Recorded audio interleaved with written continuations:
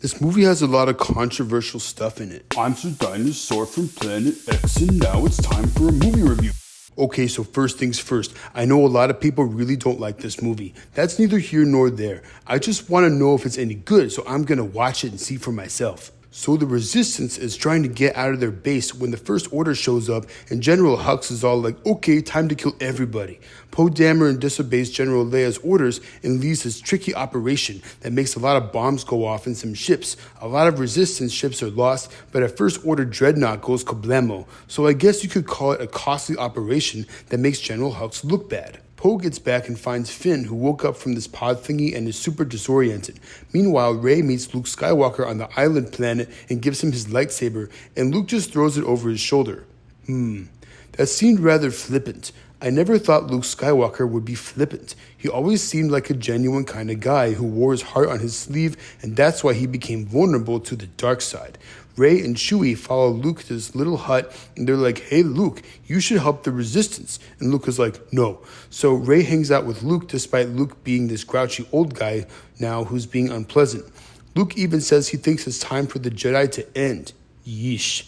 What happened to the Luke we used to know, who was all bright-eyed and bushy-tailed and optimistic? I feel like there's a lot of off-screen character development here. Luke is so different here than he was in Return of the Jedi that it feels like there could be a whole trilogy of movies in between, so it's hard to look at this Luke as the same guy as the one we saw in the movie from 30 years before. I know it's the same actor, but his character seems totally different. Back at the Resistance ships, Leia gets mad at Poe for disobeying orders. The First Order gears up to attack the Resistance again, but Kylo Ren hesitates since General Leia is his mom. But the First Order attacks anyway. A lot of Resistance people are killed immediately and Leia is blown into space. Well, she did. But wait, she uses the Force to float inside the airlock and get to safety. I can't decide if this is cool or ultra dumb, since that is not how space works.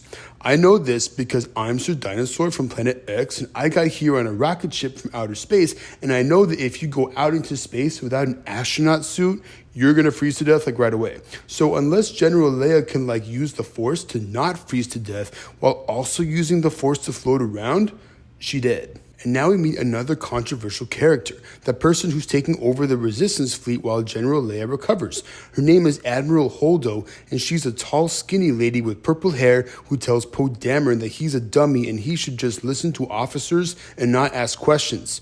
Then we meet another controversial character. Her name is Rose, and apparently her sister is one of the pilots who died in Poe Dameron's attack on the First Order dreadnought. She meets Finn and gets a crush on him immediately. Apparently there's a tracker on the Resistance ship, so they need to get rid of it. There's a weird hologram thingy where we see Maz Kanata, and she's fighting people, and she tells them to go to Canto Bight, which apparently is a casino planet. Then this weird part happens where Rey and Kylo Ren can sense each other using the Force. It freaks them out. Luke decides okay fine Rey, I'll train you a little bit. He's a grouchy jerk about it though. Rey senses there's some dark place in the pit or something down below on the island near the water. Meanwhile, Poe Dameron is looking at Admiral Holdo all I don't trust this lady at all. Back on the island, Rey and Kylo Ren chat using the Force or whatever. Also, meanwhile, Rose and Finn get to the casino planet and they look around. Outside, they see a bunch of space llamas that are racing. Apparently, there are some kids that want to be nice to the space llamas, but the guy who owns the space llamas is mean to them. Finn and Rose go back into the casino and get taken captive. This hacker guy named DJ helps Finn and Rose escape. They set the space llamas free with the help of the kids, and they cause a big scene on the way off the casino planet while the security dudes chase them around. Rey and Kylo Ren talk some more using the Force, and Kylo Ren says that Luke feared his power and tried to kill him, while Luke thought Kylo Ren was going to be taken by the dark side. Oh boy. Okay, let's get into it. This is the big nope of the movie. This is the part where the movie officially is not real Star Wars anymore. You might be wondering, what does that mean? You might say to yourself, what is Sir Dinosaur from Planet X talking about? Of course it's a Star Wars movie. It says so on the title. But there are two major problems with that little story development. One, if Luke gives in to his fear and tries to execute his apprentice, then he's been consumed by the dark side. duh. So him being a cranky old Jedi guy doesn't make any sense.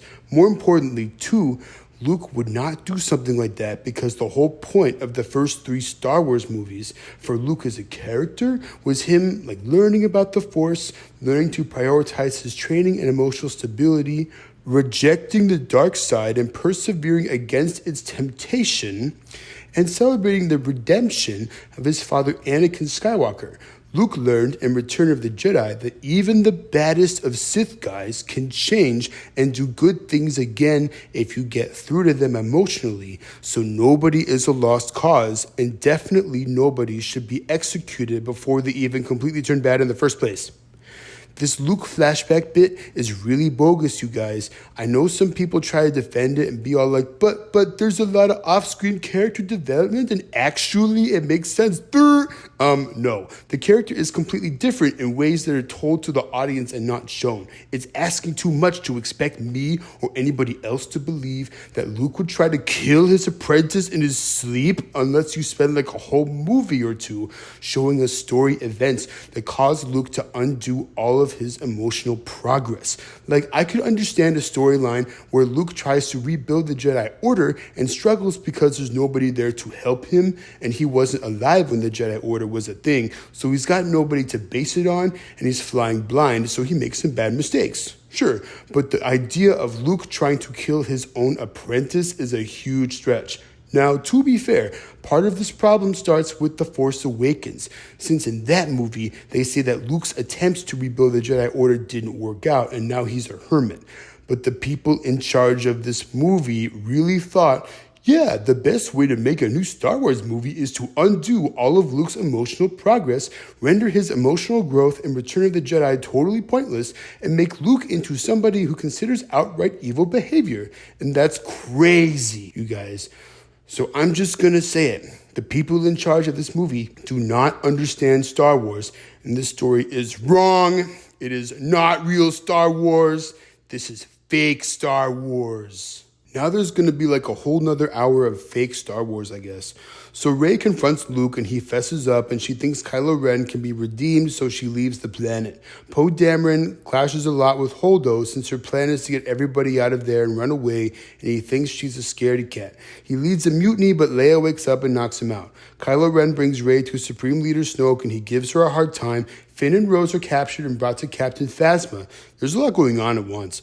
Snoke bullies Rey for a while until Kylo Ren tricks Snoke by using the Force to sneakily chop Snoke in half. Huh? The bad guy's dead? What about the rest of the movie? Isn't there supposed to be a third one after this? Oy vey.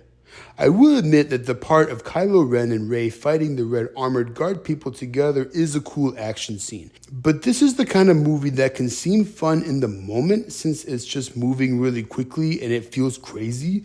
But when you take a second to think about the implications of everything, then the problems start. Anyway, Kylo Ren is all like, join me and we can rule the galaxy together as friends. Evil friends. Co-conspirators. Something. Join me, dang it. It was cooler when Darth Vader said the original line, honestly. Rey is like, nah, and they play Force tug of war with the lightsaber for a while.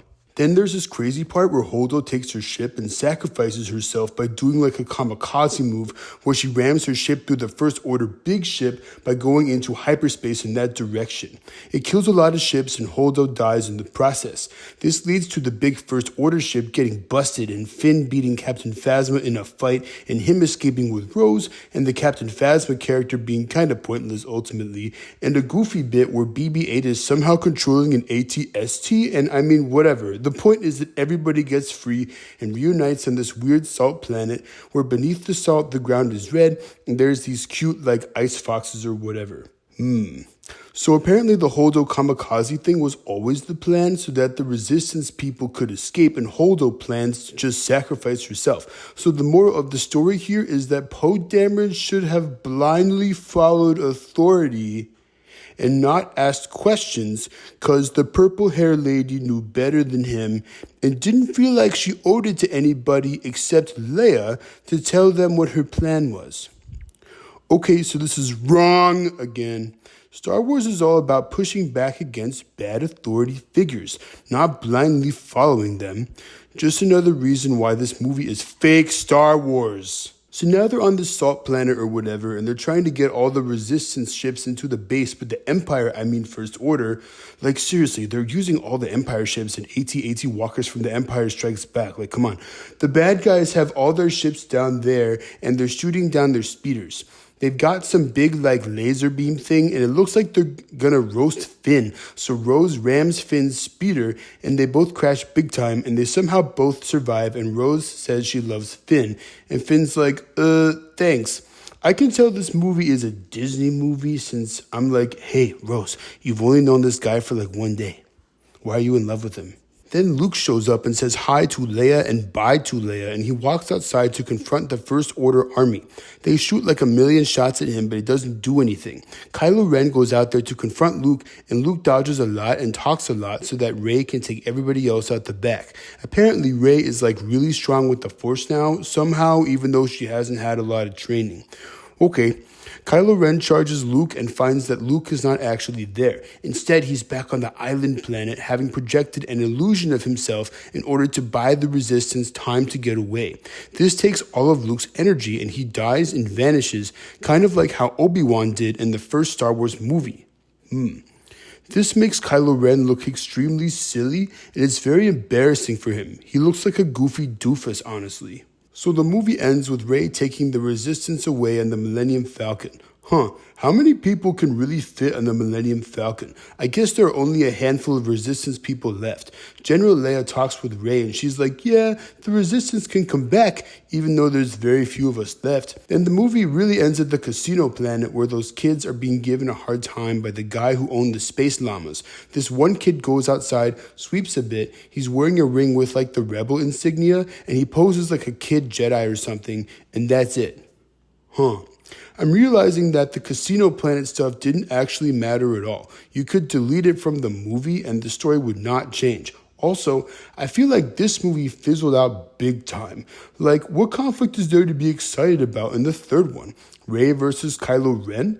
But Kylo Ren is not much of a threat anymore since he got really embarrassed at the end of this movie.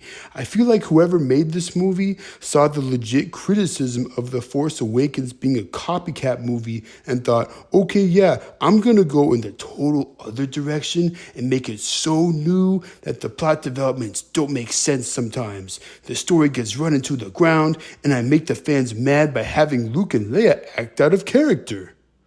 Woof. I think there are some interesting ideas about this movie, but it's a missed opportunity, and overall the whole thing is mishandled. Also, the movie wants you to root for a guy who was thinking about murdering his apprentice in his sleep. Not for kids.